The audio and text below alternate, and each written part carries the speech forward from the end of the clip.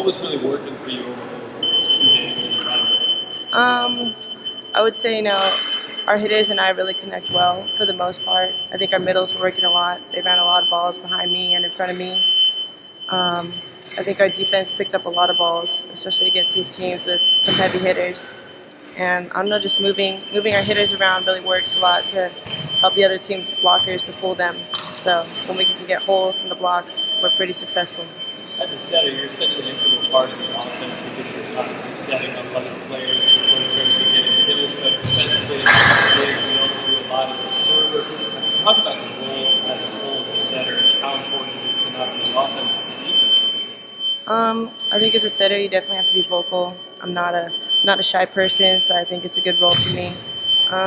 You're the quarterback, so you're basically running everything. You have to also play defense, dig balls, be ready to move. As soon as one of our defensive players digs the ball, you have to release it in the net. And then also with play calling, it's a lot, and watching the other team's blockers. So if you can get them to move, you're a pretty successful setter, I would say. Just being confident in your hitters and feeding them good balls. How important is the chemistry that you have on those guys? As you mentioned, how important communication is. Chemistry is a unit, I guess you need more than just the person quarterbacking the main person. How important is chemistry? Chemistry is everything, honestly. And I think our team has a really, really good chemistry. I was very lucky to come into a program where the girls all get along. We all love hanging out with each other. I mean, even in our spare time, we're still with one another. We have classes together, we study together, we do everything together, so it's easy when we step on the court to communicate with one another, and even our coach makes it easy because we're close with her and she makes us feel welcome, so we do team bonding things all the time even when we're not asked to, and I don't know, we just love being around each other. Well, the reason you guys have been around each other also has been all the road games in the middle of a 16-game road trip to start the year. What has that been like with the constant road trips and you guys are getting that planned soon?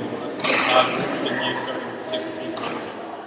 I mean, it's tough on our bodies and just traveling all the time, but I mean, we're pretty fun. We love getting on planes together and making jokes. I mean, we're pretty obnoxious in the airport. Even on the bus rides, I'd say we bond really well with each other, so it's not like we're sitting in our own separate rows. We're sitting next to each other instead of separate and playing games with one another instead of just sitting there on our phone. So it's fun. I like being on the road with my team. I was just about to ask you that. What is your go-to road activity? Music, movies, reading a book? Is there a certain thing you look to do when you're out on the road? Obviously, having to practice on so far with the way the schedule is worked out this year. I mean, we'll play games with one another. I think it's fun. We all eat together, which is really nice. And, we don't eat separately in groups. We all if we all get meals from different places, we all come back to one central place and eat together. I don't know, our go-to thing is we all have, each of us take turns doing a motivation before a game. So we all get together and the one person has a game for us or has a motivational video or whatever it is. It just brings us together before our game.